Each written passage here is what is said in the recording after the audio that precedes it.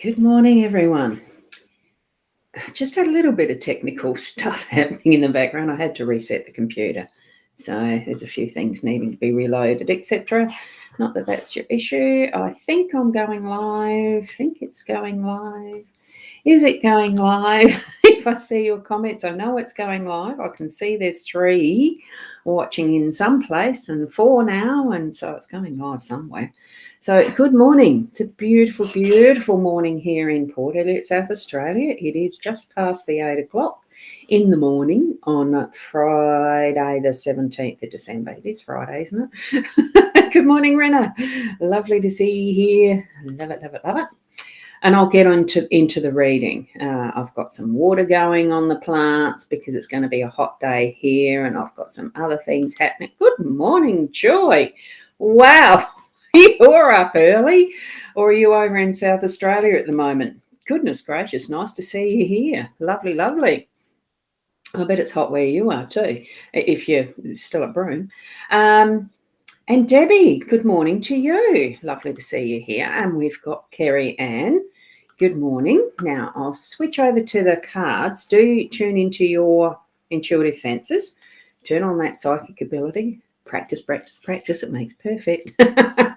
Look, just be in whatever way you need to be to receive what the messages are. That's all we need to do. Be you.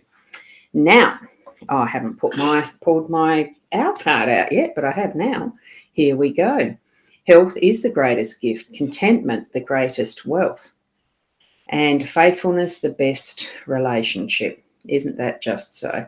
And the C920 is not focused. There it is. Oh, whoop, there it is. Oh, let's hold it there. Health is the greatest contentment, the greatest wealth, faithfulness the best relationship. It's got there.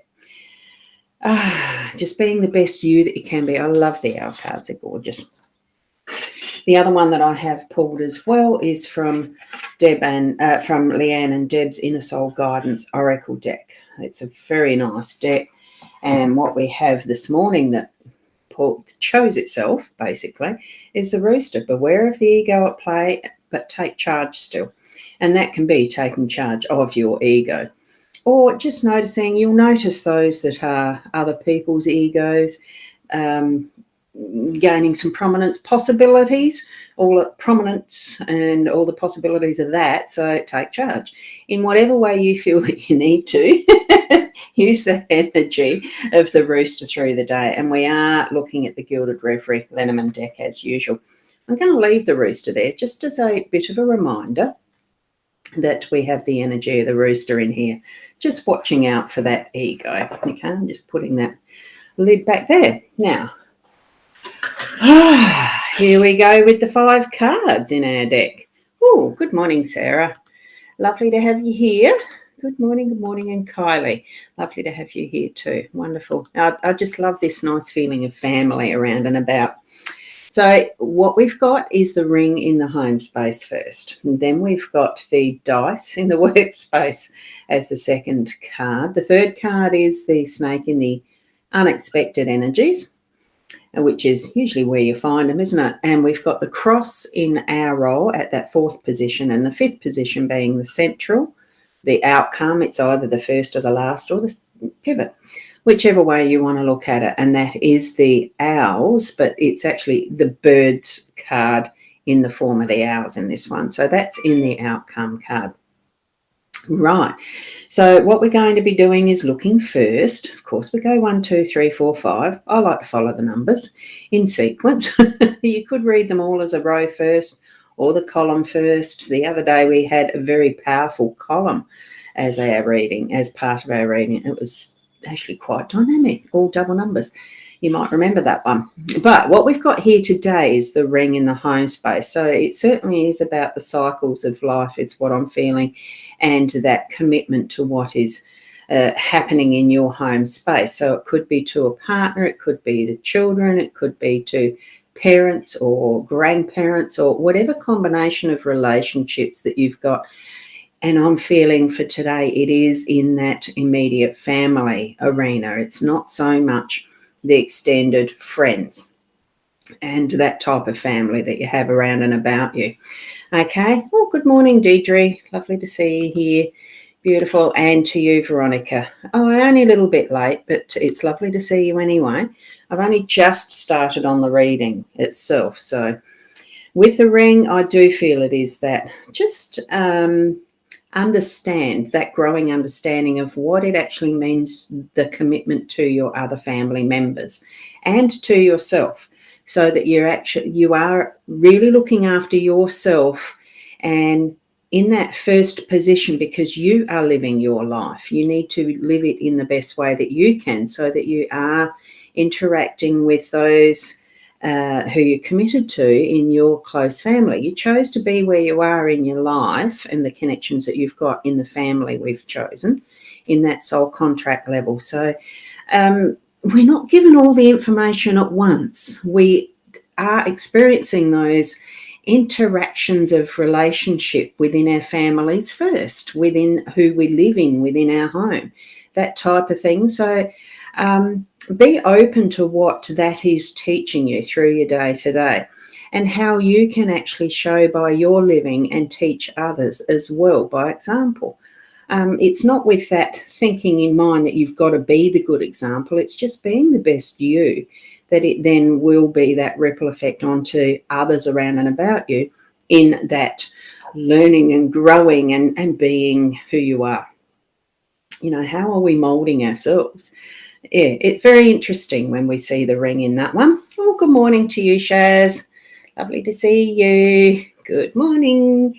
And we're moving into the dice in that workspace. So look, at this time of year, sometimes it can be a bit of a throw in the air type of a situation with work as to who might be fully focused and around and present, because it is that end of year winding down with some businesses, where people are more interested in what they're doing with their social life and Christmas plans and travels and all that, compared to actually knuckling down, continuing on with the workload and that type of thing. And for others, it can be absolutely flat tack because it is this busy time of year. So just it might be that you have that sense of, oh, chuck it in there and just see where it falls and have fun with that. Know and analyse for yourself which is the most appropriate path to take, the choice to make from throwing the dice or whatever you need to do.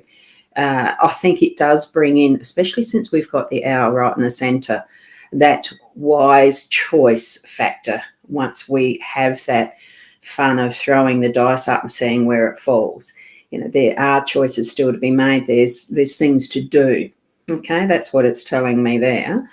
As to the snake coming in those unexpected moments, because it is the unexpected card, look, you might find someone trying to do a deal that's why that came up. There could be someone that's trying to be the deception, to manipulate, to turn you away from, in that protective mode, because I still do feel that the snake in this instance is in a bit of a protective mode.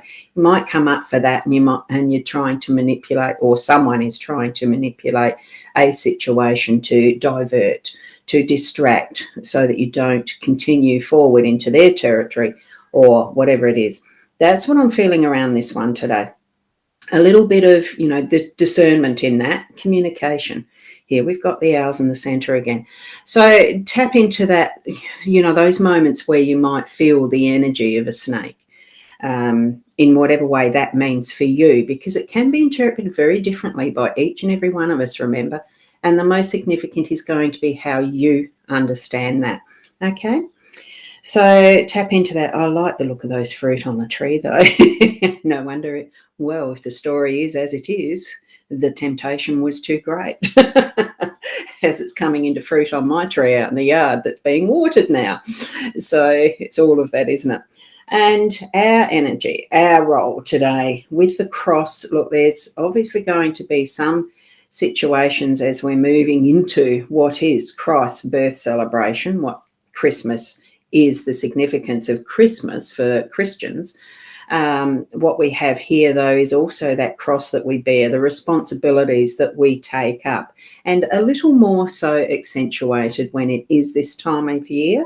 So our role really is that discerning, that sussing out, that trusting that what we want to be involved with, who we are being involved with, how we're dealing with it on our inner level, on our inner that the guidance that we're going to gain from our higher selves or the soul.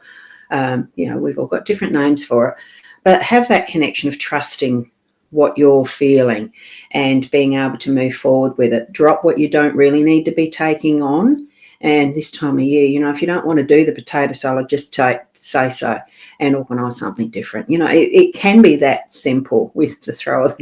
It's communication. It really does come to this communication in the centre.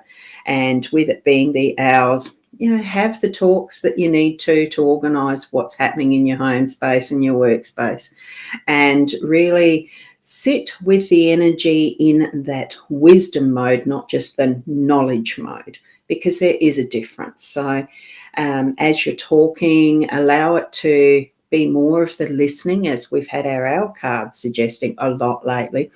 Have that moment or two of listening first. Take the breaths.